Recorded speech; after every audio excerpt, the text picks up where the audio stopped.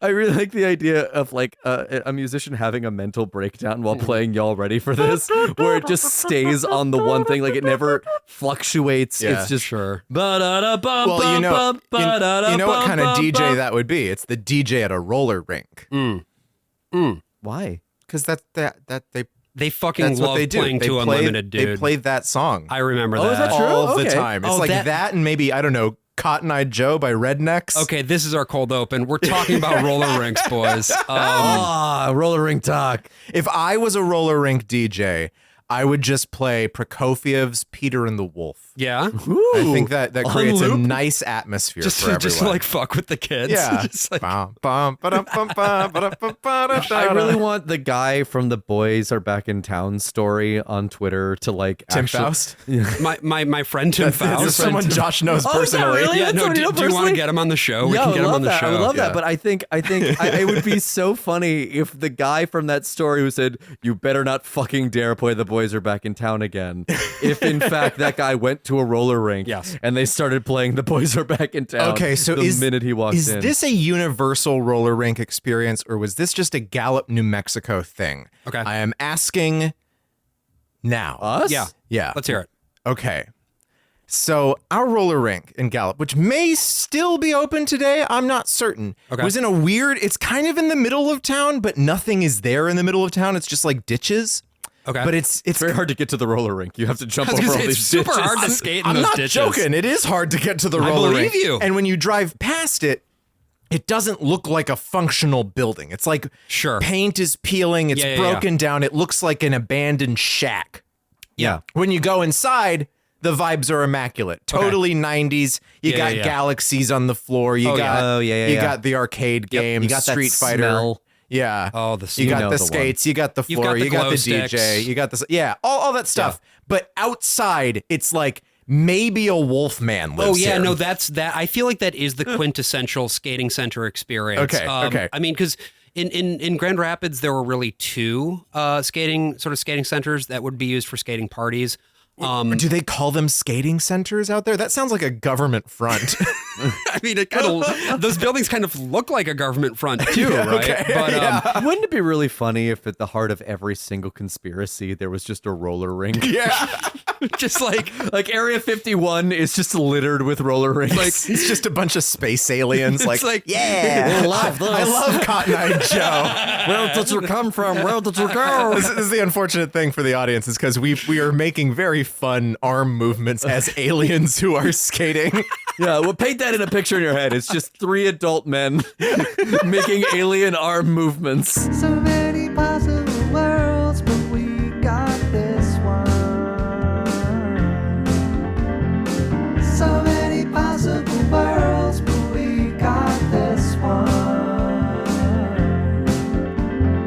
welcome to the worst of all possible worlds, the first and only podcast hosted by adult extraterrestrials. I'm the worst of all possible Joshes. I'm the worst of all possible ages. And I'm the worst of all possible Brians. And our This- guest today is from Area 51 right. skating rink. Oh! Say hello to Glork Gluber. Or as you might know her, Tara Lipinski. I'm Tara oh yeah, Lipinski. skating Yeah, center. she- Yeah. yeah. Tara Lipinski. That's a different kind of skating, Put though. on some blades and she rolled Yeah, so in a you're talking ditch on the about these were ground. just for roller skating, no ice No skating. ice skating. Because that's San Diego, AJ. Yeah. That's where you're from. Sure is. What was your roller skating rink Never like? been to a single roller skating Really? rink in my life. You never went to a birthday party? No, we had an ice rink, actually. Isoplex. Where Did you we go? would Did you do- go to ice rink then? Yeah, did you go we would go to ice skating? rink all the time. We So- would No, ice they skate all make the that time. ice out of the spit that they aimed at God's face when they built it. In San, the fact that we founded a town in San Diego that was spitting in God's face. So here's my question. Yes. I remember with roller rinks, you know, real 90s kids remember Yeah. that I think it was usually like a biannual skating party that would be a school event. Yeah. That would be held at the roller rink, right? There would be one song that they would play and it would be like, I don't know, fucking God must have spent a little more time on you or some shit like Oh, that. hell, Like, hell yeah. something along those lines. And the rule was, if you wanted to stay out there skating, you had to either be able to skate backwards, or if you were skating forwards, you had to be holding somebody's hand. I remember it started to become like towards the end of the year, like maybe the day after field day, which was always kind of like 2 days before the end. Sure. There was kind of a vote that we'd put things up to. And in later years, everyone just wanted to go bowling, which was awful for me because I am a wretched, I'm talking God abandoned me bowler. I am horrible at this shit. What? So I always wanted to go skating, but at some point my class just didn't want to do the gay shit anymore. Sure. Well, I mean, how can you be what? Like bowling Very easily in my case. You just put the bumpers on if you're really bad You at it. swine. No. You absolute See what you fucking did, AJ? swine. You brought up bowling. The I brought bumpers up bowling, up. but you're saying put up the bumpers, and now Josh is going to be mad at me for the rest of All the right, night. look. gonna Let's be mad at let's me. bring it in. The reason that we're talking about these classic 90s pursuits of roller skating and bowling is that our subject matter today on the show is something that is That's why we did it. firmly grounded in the 1990s. Yeah. Correct. We are talking about the classic television game show Supermarket Sweep. Now, before we sort of dig into the history of Supermarket Sweep, Yeah. I'd love to hear from both of you guys about your experience with this show in any of its iterations. Yeah. Did you watch it much? Were you into game shows in general? You know, what was your interaction with Supermarket Sweep? I mostly knew it through, I guess, parody. I must have sure. seen Yeah. part of Supermarket Sweep on TV, but I think there were also other shows that would do it as like a mini game. Like Oh, maybe sure, you'd go on the Today Show. I think even Richard Simmons's other show had a shopping spree component to it. Oh. Not I think it was called Dream Maker. Richard Simmons at Yeah. a game show? It wasn't a game show. No, it was more like This Is Your Life. Oh. Huh. It was okay. like he'd get someone or no, what's the name? I'm thinking about a very, very old show from like the 50s. And it was like a show where people would come on and maybe they were people who got kicked around by life a little bit, or they wanted to do something good for people. And then like the host would sort of talk about them and talk to people who knew them, but then they'd also like get a certain amount of money to do like this thing that they want to get done, like Okay. get a medical procedure that they need or buy Sure. a new car. So Richard Simmons, I think there was an aspect of that, but I mean like sketch comedy shows and other things like this permeated the culture because I think it's so purely expressed what culture Yeah. was in the Yeah, 90s. yeah. And Yeah. I am a big game show fan. Yeah, same. Yeah. And I didn't know that about you, Josh, but like we're both big game Love a show game heads. show. I mean, also, Love- I don't know if I mentioned this on the show before, but like I was on Who Wants to Be a Millionaire. Sure I was you and your brother Sam. Yep, I was in the final round of callbacks for You the got Michael picked. Strahan $100,000 pyramid. I was a paid audience member for that. Oh, okay. Josh got picked up by Terry Crews at one point. That's right. Yes. I do hope to go on Jeopardy at some point. Yeah, but like, that's the dream. yeah, no, game shows are kind of interesting. And you're quite right that Supermarket Sweep, in terms of its core mechanics, which just to throw this out there for those of you who don't know about it, because maybe you're outside the United States or you've been living under Although a rock. there are many versions of Supermarket Sweep. We're talking Argentina. We're talking Japan. We're talking Vietnam. There's Really? a Vietnamese Supermarket Wow. Sweep. There's a UK, Canada, et cetera, et cetera. Yeah, but basically the gist of the game is, contestants get the opportunity to run around a replica grocery store, throw items into their cart, and then they basically collect the cash value of those items as their prize. Yeah, it's done competitively. It's like a race, and then whoever has the highest value cart takes that money home. Yeah, and there are two components to this, right? There is the initial round where you determine how long you're going to be racing around the store. Yeah, you And can then- buy additional time by answering questions correctly. Yeah, and over the years, as we'll cover in this episode, those questions change, and Yeah. the way that those questions Yeah. change is Yeah. also very, Yeah. very interesting. But I actually had only got this through osmosis because I was not really a game show kid. Got it. With one very big exception, and Price that is was Right? Nickelodeon game shows. Oh. Yes. So I was Legends Double of the Hidden Dare. Temple. I was Double Dare. And you what's- can't say that on television. You can't say that on television. And it's one of those things where, like, you clearly see now watching Supermarket Sweep, like, all the things that are like the ramifications and the ripple effects into children's television. Yeah. Like all the kids' game shows are just doing versions of these like adult game shows, but just like tailoring them more to kids. Yeah, And you remember when Disney Channel briefly started doing game shows? Yeah. Like Off the Wall. Of course, on PBS, you had Where in the World is Carmen In Sandiego? partnership with of Bruderbund, course, yeah. And Where in Time is Carmen Sandiego? Yeah, hell yeah. And you know what? And you know what? Going Here's the down my thing. rabbit hole here. No, but here's the thing. Like, I would walk down the street in my hometown and be like, there's Carmen. Yes, because the Christian musician Carmen was always in San Diego expelling witches. That's right. In Salem? God was exalted and Satan was defeated. And you ready for this? Jesus Christ is Lord. So Yeah. Glorg, had you ever heard of Supermarket Sweep before? On my planet, Supermarket Sweep. sorry, I Was forgot to ask a question to Glorb. I apologize. Supermarket Sweep was the prime form of entertainment, and the loser would be killed for blood sports. Oh no, To Glorb! sacrifice to a great god, Ruprecht, who ruled over us with an iron thumb. Got it. We escaped his world and came to yours. So it's like including the roller rinks. Hold on, I am not done.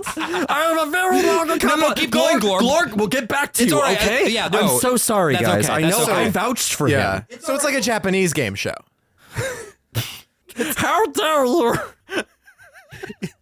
I'm sorry, was your planet a victim of Japanese colonial aggression? It was. Oh, man. I hate that. Wow. The Empire of the Rising Sun truly knows no limits. It didn't specify which sun, did it? We are now in the running for our worst bit ever. Thank you. Let's show Glorb our prize. We're going to fucking kill you. Pow, pow, pow, pow. So sorry, guys, I killed him. And that's how we learned that Josh was an asset for Japanese intelligence. That's right, Brian. God, can we all just take a moment of silence For Glorb. for Glorb? It turns out we can't. So, to sort of dig into this a little bit, then, I wanted to start, as we often do on this show, by going back to how it all began, right? yes. And I've prepared a very brief history of the supermarket for all of you. Oh, great. How many of you have played? How many of the two of you? Yes, have two I now. thought you were polling the audience. Because one person has died. That's right. How many of you have played the game Oregon Trail 2? I played Oregon Trail. Yeah, no, the second one. No, yeah, I've played Oregon Yeah, Trail. Oregon, yeah. Yeah, I've played Oregon Come on, Trail come on, too. seriously. No, how many of you have played the Oregon? I never played it. Okay, Yeah, I so did. My brother and sister played it, and then they stopped letting us play it in the computer lab. They didn't do that for the pioneer units for us, which also in a school that's like 70% Navajo, very weird to do a Yeah. pioneer unit. Yeah. Oh God, Yeah. awful. So my exposure to sort of the old school grocery store, my best exposure to it Okay. is in fact through that game. I think Oregon Trail 2. the Oregon Yeah. Trail 2. Because in that game, Okay. when you're getting your outfit together, you go to the fucking grocer. Yeah. And when you're okay, there, okay. you basically, the way that the game works at that point is you have this big order form that you get the chance to fill out. Yeah. And you can say, I want this many bags of rice. I want this many cans of beans. I want this many, whatever. And then basically... Okay, sort of like a Sears catalog. Yeah. And then once you've filled it out, you push the button, and at this point, the game, of course, abstracts the process of shopping. It just puts the items in your inventory. Right. But this is what grocery shopping was for a very long time. You just have your list, you'd fill out your list, you'd give it to a guy. The Yeah. guy would like bring it into the Yeah, it back. was all and, behind the counter, Yeah, like yeah. a Soviet store. Right. And so this is just how grocery shopping was for a very, very long time. So everything changed after When the Fire Nation attacked. a number of centuries of solid grocery? yeah, grossing. Yeah. In the year 1916, when a company known as Piggly Piggly Wiggly Wiggly, yeah, baby. opened for business in Memphis. Now, this is broadly considered the first modern American supermarket. And if you want to know more about this, there's an article linked in the notes from Time magazine. Basically, Piggly Wiggly was the first store to take all of the items and rather than keeping them behind a counter, just putting them out on the floor.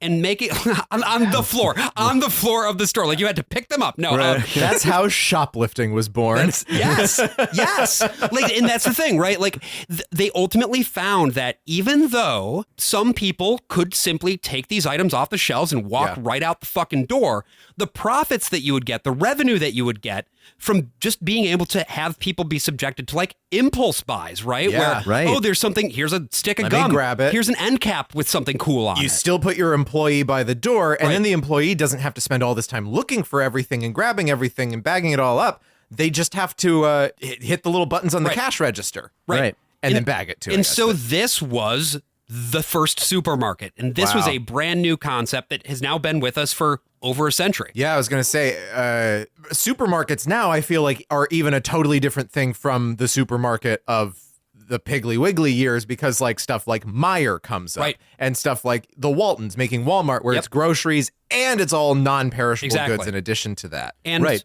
And a camping store and like a car dealership. Like it's sort of and it's worth noting, too, that the reason that these things were able to grow so fucking large was the advent of auto culture, right? Where rather than, walking down to the store and picking up a couple bags of rice, now, especially after World War II, which, by the way, was when a lot of these small independent grocers went out of business. Yeah. right. Now, the normal thing to do, because everybody's got a fucking refrigerator in their house, is to get into the car, drive to the grocery store, park in a free parking lot, and walk out of the grocery store, the supermarket, with like an entire cart full of items. That's enough to last you for entire weeks. Because then you can put it in the trunk and drive it home like that, instead of having to keep it all in your arms. Right. Which is actually a thing that's a huge difference between like how I shop here in New York City and how my friends shop in LA, right? Like they can like load up for weeks and weeks and weeks. But the nice thing is that living in a walkable city, if I need something, I don't have to hop in my car and drive like 20 minutes to get it. I walk to the corner and I fucking get it. Yeah. I would be remiss to not note that the supermarket model also means more waste, more food waste, especially when, fresh produce is brought into the equation here, where these are large amounts of food being bought in bulk, and a great deal of it just fucking spoils. It's a fairly inefficient system in terms of actually getting the full amount of inventory sold. But the economies of scale that it offers means that prices can be much, much, much lower. Right. Although we do see over the course of watching Supermarket Sweep over the years how those prices have changed. Oh, yeah. So the supermarket actually then ends up becoming a pretty potent symbol of American individualism and sort of the capitalist approach to markets in the face of Soviet collectivism, right? An ad man known as Al Howard has an idea. What if there were a show that reflected the fun and excitement of shopping at a supermarket? And here's the funny thing. I did not realize that this was a show that started in the 60s, which is funny because really when you look at it, every game show that was big in the 80s and 90s was a remake of a previous game show. Sure, Jeopardy existed before. It was a little different. Wheel of Fortune existed before. It was very different. But like all of these shows exist. Like, and for the shows that were new, they were just like British first, and then we brought them over. So Supermarket Sweep in the 60s is actually probably the best one, in my opinion. Yeah, I mean, I've watched episodes of Price is Right from the 60s, and that's pretty watchable, too. Yeah. And also, the prizes on Price is Right from the 60s are insanely valuable. Yeah. Like, Oh, really? oh, yeah. Like, we're talking about items that, like, when you adjust them for inflation, we're talking retail prices in the six figures. Yeah. What? Like, there was a showcase where they gave away an entire, like, a full house worth, basically, of high-end Japanese designer furniture. Holy shit. I'm going to have to watch some of these 60s prices rights. But this, we were watching, so what you sent us was an episode from 67, January of 67, which was a few months after the show started. Yep. It is shot in color. What we don't have a color version of this. What we have is the telecine transfer of it. So we were watching it on film. Yeah. You can see some of the video of like if something gets blown out, it just kind of turns black. Like we see this thing with a light bulb at the beginning. But and this is thankfully for us packaged with all the commercials as well. This is quite a treat. And this is a new upload, by the way. I had wanted to do... it was like 6 months ago or something? Yeah. I had originally wanted to do this episode like a year ago, and I'm glad we didn't do it because this extremely high-quality transfer all of a sudden rather than looking like ghosts from the past, these contestants actually look like people in a way that is very rare for media from this era. What I will say is you can immediately tell who there fought in World War II. Yeah. Because you can see like the way PTSD that they stand in their eyes too. Yeah. And these like high definition like remasters of these old shows, you begin to see like the shell-shocked effects of these guys who served in World War II in a way that is just never taught. Yeah, in you US just schools. like every single man you see on TV is just stocky and haggard. Yeah. Yeah. Well, or they didn't fight in the war and they look like Chipper, and that's even weirder. Well, the host of this one is a man named Bill Malone. Yeah. Who did serve in the Navy during World War II. You can tell he's got And the posture. he was a radio host. He was a color commentator for sports. Yep. Born in Brooklyn, by the way, in 1924. Good Brooklyn boy. Yeah. Yeah. And this was, I think, was the only television that he did because he died in the early 70s in a car accident. Really shit. unfortunate. Yeah. Because I don't know that Bill Malone is doing the best job in this. I but think he's a little drunk. Is actually was my read on it. I think what he's doing feels pretty typical for the era, though. He's certainly not as uncomfortable as what we're going to see a little bit later. Yeah. But it's a little awkward. The little questionnaire thing that he does with the audience where he's like talking to them about what they're up to is just a little so funny. good. It's unhinged. It's also like you can tell they just don't screen people in the same way in the 60s. They just get some people by mail and those people show up and they stay in an RV that's owned by a mobile home company that's their sponsor. And then those people come on and they're not excited to be on TV in the way that is easily legible on the screen. Yeah, well, this is this version of it, right? Like we said, this is an episode from 1967, so 2 years into this version's run. It started in 1965 and aired on ABC. This particular episode was shot in an actual supermarket in West Haverstraw, New York, which is up in the Hudson Valley. Where the landslide was in 1906. Oh.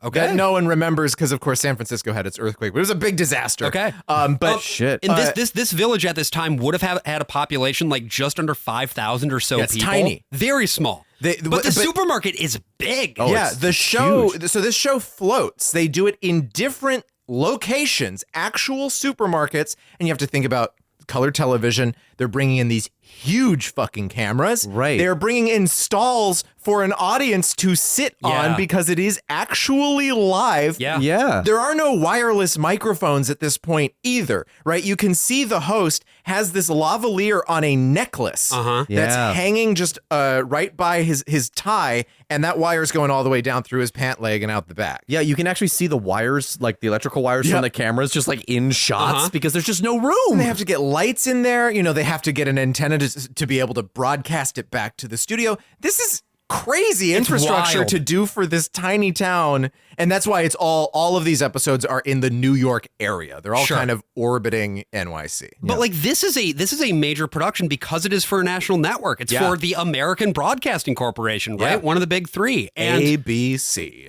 This episode starts off with just some really uproarious applause for a Ben Franklin impersonator. But like young Ben Franklin? Yeah, I'm like, in the 60s, were we celebrating Ben Franklin's birthday? I guess we are on this episode because the entire episode centers around like things that Ben Franklin did. There's no section for syphilis, which I think is kind of a missed opportunity. Yeah. So many Hey there, you are listening to a preview of a premium episode of The Worst of All Possible Worlds. If you'd like to listen to the rest of this, head on over to our Patreon. That's patreon.com/worstofall. And you can listen to not only the rest of this episode, but our entire backlog of premium episodes, bonus episodes, and if you subscribe at the $10 tier, you will get an extra episode of the podcast every single month. Again, that is patreon.com/worstofall. Hope to see you there.